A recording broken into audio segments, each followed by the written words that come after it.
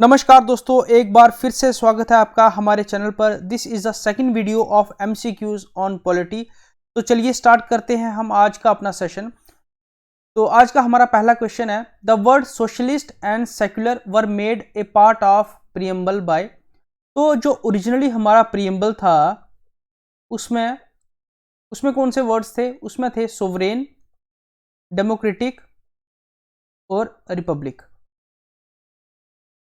ठीक है, उसके बाद जो सोशलिस्ट है और जो सेकुलर है, ये दोनों कब ऐड हुए? ये दोनों ऐड हुए हमारे 42nd अमेंडमेंट एक्ट में। 42nd अमेंडमेंट एक्ट 1976 में ये ऐड हुए। तो इसका आंसर क्या हो जाएगा? 42nd amendment act. ठीक है, 42nd अमेंडमेंट एक्ट जो कि कब हुआ? 1976। ये है हमारे फर्स्ट क्वेश्चन का answer. And the second question is, the fundamental duties were included in the constitution on the recommendation of the following committee।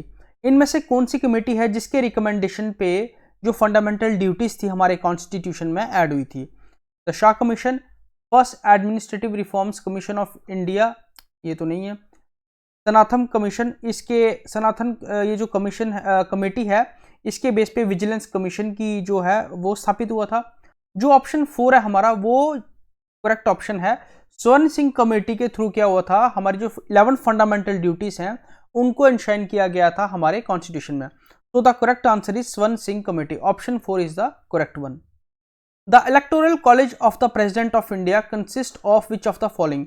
अब इलेक्टोरल कॉलेज क्या होता है? इलेक्टोरल कॉलेज वो कॉलेज होता है जो क्या करता है, जो प्रेसिडेंट की इलेक्शन में क्या करता है, मेन जो पार्ट है, मेन रोल है वो अदा करता है। तो इलेक्टोरल कॉलेज में कौन कौन आता है ये ऑप्शंस में दिया गया, आपको जो करेक्ट ऑप्शन है वो चूज करना है। Elected and nominated members of the parliament and state legislatures. आपको पता है नॉमिनेटेड मेंबर जो है वो नहीं होते हैं, तो ये क्या है? ये गलत है। Elected members of the parliament and state legislature, हाँ ये हो सकता है, ये बिल्कुल ठीक है। Elected members of the parliament but not the elected and nominated, जहां पे नॉमिनेटेड आया वो आपने सीधा गलत कर देना है। ठीक है, क्योंकि नॉमिनेटेड मेंबर जो है वो प्रेसिडेंट की इलेक्शन में पार्ट नहीं लेते हैं। Elected members of all the union territories, हाँ बिल्कुल ये तो ठीक है, लेकिन इसके साथ स्टेट के भी होते हैं। ठीक है, यूनियन टेरिटरीज, स्टेट और हमारे पार्लियामेंट के एमपीज भी होते हैं। तो यहां पे जो हमारा एक्यूरेट ऑप्शन है, करेक्ट ऑप्शन है वो है बी। तो B is the correct option है। On the recommendation of the which of the following committee was a central vigilance commission was set up। ये मैंने अभी जस्ट आपको पहले बताया। तो सनातन ये जो कमीशन कमेटी है, this is the accurate answer. ये मैंने आपको पीछे बताया, Santhanam committee is the right answer. Which of the following statement are true about the state governor. State governor के लिए कुछ स्टेटमेंट्स दिए हैं, आपको बताना है कि इनमें से ट्रू कौन सी स्टेटमेंट है। The executive power of the state is vested in him. सही बात है, एग्जीक्यूटिव पावर उसी के हाथ में होती है। कोई भी बिल पास करवाना होगा तो जो लास्ट सिग्नेचर हैं वो गवर्नर के ही होते हैं। तो ये बिल्कुल एक्यूरेट ऑप्शन है, करेक्ट ऑप्शन है। It must have attain 35 years of age, ये भी बिल्कुल ठीक है, 35 ईयर एज उसकी अटेन होनी चाहिए। ही holds office during the pleasure of the president. जब तक प्रेसिडेंट चाहेंगे तब तक गवर्नर जो है अपने ऑफिस में रह सकता है, और जब गवर्नर चाहे उसको हटा सकते हैं। The governors of removal are laid in the constitution, नहीं ऐसा नहीं है। वो इसका जो आंसर है, ये फोर्थ क्वेश्चन एलिमिनेट हो जाता है, क्योंकि ही holds office during the pleasure of the president. जब तक प्रेसिडेंट चाहे तब तक वो अपना ऑफिस जो है वो होल्ड कर सकता है। तो 1, 2 और 3, 1, 2, 4, 1, 2, 3 ये क्या हो जाएगा? ये एक्यूरेट हो जाएगा, ये सारे गलत हो जाएंगे। तो 1, 2 and 3 option second is the correct answer.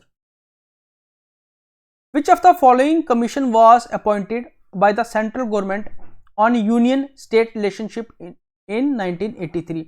ठीक है, यूनियन और स्टेट के रिलेशंस के लिए कौन सा कमीशन जो है अपॉइंट किया था सेंट्रल गवर्नमेंट ने in 1983? Sarkaria commission, Dutt commission, stalwart commission या राजा मन्नार कमीशन। इन चारों में से करेक्ट आंसर कौन सा है? तो यहां पे जो करेक्ट आंसर है वो है सरकारिया कमीशन। क्या है यहां पे जो करेक्ट आंसर है वो है सरकारिया कमीशन, बाकी जो वो है वो औरंग हो जाएंगे।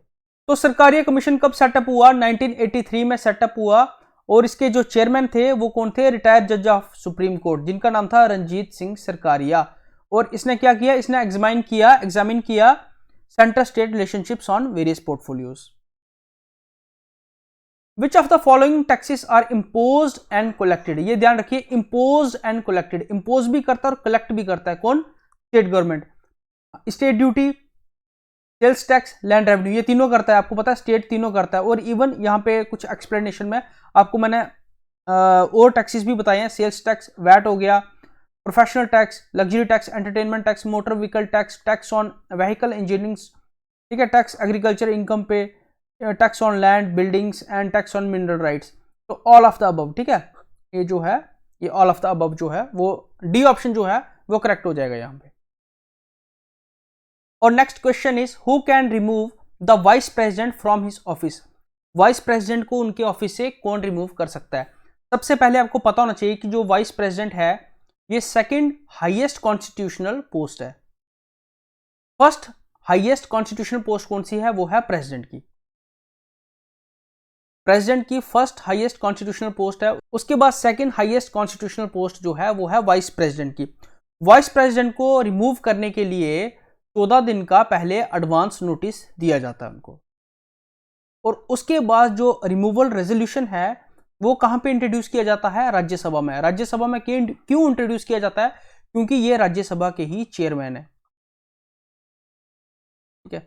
और जब रेजोल्यूशन इंट्रोड्यूस होता है वो राज्यसभा में पास होता है इफेक्टिव मेजोरिटी से,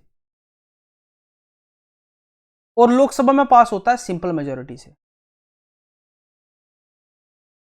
अगर ये पास हो जाए तो जो हमारे वाइस प्रेसिडेंट हैं वो रिमूव हो जाते हैं।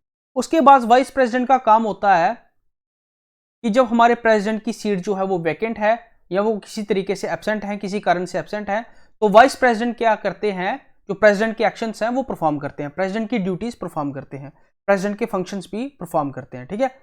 तो यहां पे अब आपको आंसर तो पता चल ही गया होगा कि parliament is the right answer, parliament is the correct answer.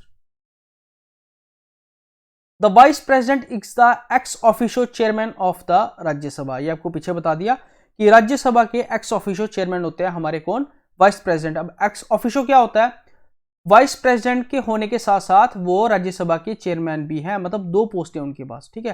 तो सैलरी उनको, सैलरी किसकी मिलती है, सैलरी उनको चेयरमैन की ही मिलती है, सैलरी उनको चेयरमैन की ही मिलती है। तो ये क्या है, ex officio chairman of the Rajya Sabha है। Which one of the following article deals with the appointment of prime minister and other ministers, इनमें से कौन सा आर्टिकल डील करता है प्राइम मिनिस्टर की अपॉइंटमेंट एंड अदर मिनिस्टर्स की अपॉइंटमेंट के लिए, ठीक है। तो आर्टिकल 76 जो है वो अटॉर्नी जनरल के लिए, ठीक है, अटॉर्नी जनरल को डिफाइन करता है, उसके रिलेटेड है। आर्टिकल 75 जो है वो यहाँ पे जो है वो करेक्ट आंसर है। Article 17 deals with the appointment of prime minister and other ministers. Even prime minister की, ठीक है, पीएम की ड्यूटी होती है कि वो क्या करेगा, वो प्रेसिडेंट जाकर जो प्रोसीडिंग्स है, पार्लियामेंट का जो बिजनेस है उसके बारे में वो प्रेसिडेंट को बताएगा। हमारा कौन, हमारा प्राइम मिनिस्टर प्रेसिडेंट को बताएगा कि पार्लियामेंट की प्रोसीडिंग्स के बारे में बताएगा। अगर किसी को रिमूव करना है एज ए कैबिनेट मिनिस्टर, किसी को मिनिस्टर की पोस्ट से हटाना है, तो वो भी एडवाइस कौन देगा, वो भी प्राइम मिनिस्टर एडवाइस देगा प्रेसिडेंट को। The prime minister is appointed by which one of the following, prime minister को कौन अपॉइंट करता है इनमें से, तो आपको मैंने बता दिया कि उनको अपॉइंट भी कौन करता है, प्रेसिडेंट अपॉइंट करता है, और रिमूवल भी प्रेसिडेंट ही करता है on the advice of the prime minister. तो जो प्रेसिडेंट है, जो हमारा प्रेसिडेंट है और जो पीएम है, पीएम की एडवाइस पे प्रेसिडेंट क्या करेगा, मिनिस्टर को अपॉइंट करेगा, और पीएम की एडवाइस पे ही ये मिनिस्टर को निकाल फेंकेगा। तो पीएम की एडवाइस पे ही ये मिनिस्टर को अपॉइंट करेगा और पीएम की एडवाइस पे ही मिनिस्टर को वो निकाल फेंकेगा, वहां से रिमूव करेगा उनकी पोस्ट से। और पीएम को भी अपॉइंट कौन करता है, प्रेसिडेंट ही अपॉइंट करता है पीएम को। तो यहां पे जो आंसर है वो है president, president is the right answer. अब देखो वही क्वेश्चन आ गया जो मैंने पहले पीछे बताया, हु अमंग द फॉलोइंग, इनमें से कौन जो है वो कम्युनिकेट करता है प्रेसिडेंट के साथ related to the decision of the council of ministers under article 78। तो कौन कम्युनिकेट करता है, होम मिनिस्टर नहीं, होम मिनिस्टर नहीं कम्युनिकेट करता है, अटॉर्नी जनरल भी नहीं करता है, फाइनेंस मिनिस्टर भी नहीं करता है। तो प्राइम मिनिस्टर क्या करता है, कम्युनिकेट करता है, प्रेसिडेंट को बताता है all the decisions of the cabinet, all the decisions of the council of ministers. Parliament में क्या बिजनेस हुआ, ठीक है, हमारे क्या डिसीजंस हैं, इसकी रिपोर्ट जो है वो प्राइम मिनिस्टर देता है प्रेसिडेंट को।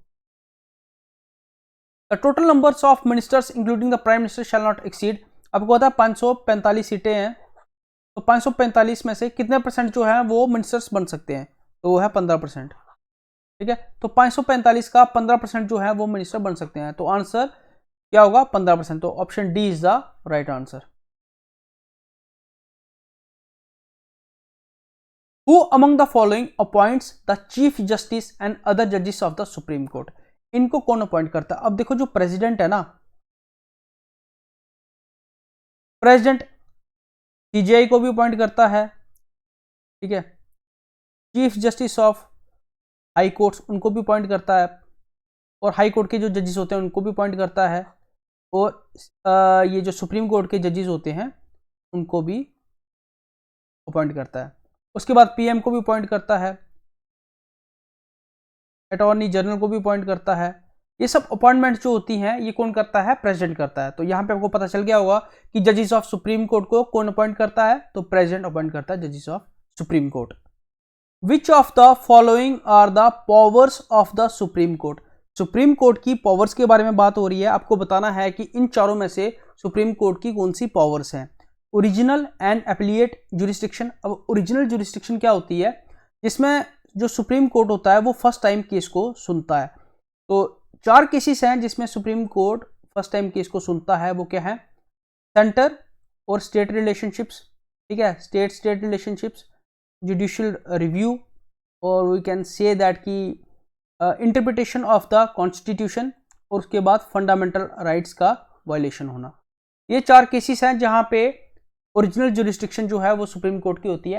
एपिलिएट जुरिस्डिक्शन होती है जो केस एक बार सुनवाई जिसकी हो चुकी है हाई कोर्ट में, हाई कोर्ट क्या करेगा? सर्टिफिकेट जारी करेगा और उसको बोलेगा कि आप अपील कर सकते हो मेरे डिसीजन के खिलाफ, कहां पे? सुप्रीम कोर्ट में।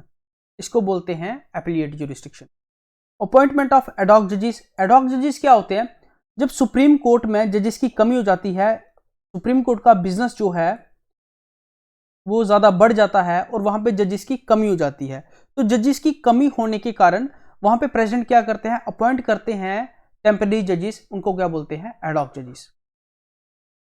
जुडिशियल रिव्यू आपको बता दिया, ये भी उसका फंक्शन है सुप्रीम कोर्ट का।